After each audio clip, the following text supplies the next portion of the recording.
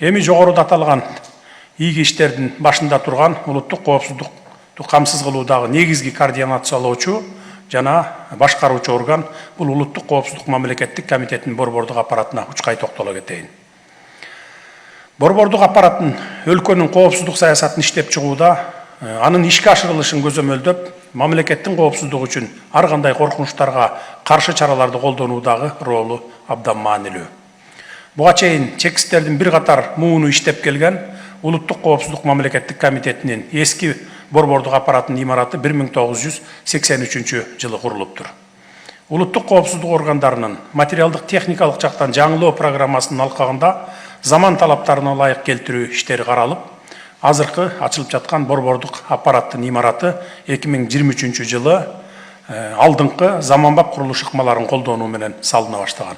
Мына 1 жыл 8 ай дегенде бүттү.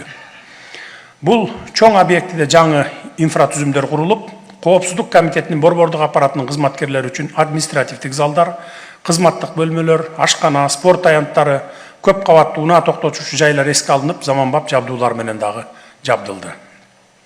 Улуттук коопсуздук органдарынын кызматкерлери, анын ичинде борбордук аппаратынын кызматкерлери бүгүнкү күндө дүйнөдөгү өзгөрүүлөрдүн фондунда катаал мезгилдерди башынан өткөрүп жатканына карабай, берген анттарына бекем туруп, өз иштерине берилгендигин көрсөтүп келишет.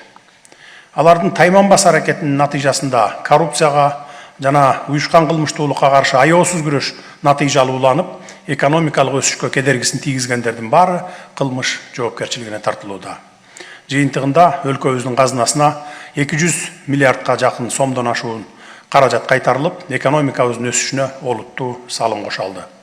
Ал эми мыйзамсыз менчиктештирилип кеткен 1100дөн ашуун кыймылдуу жана кыймылсыз мүлк кайрадан мамлекеттин карамагына кайтарылгандыгы жамы журтубуздун колдоосуна арзыды.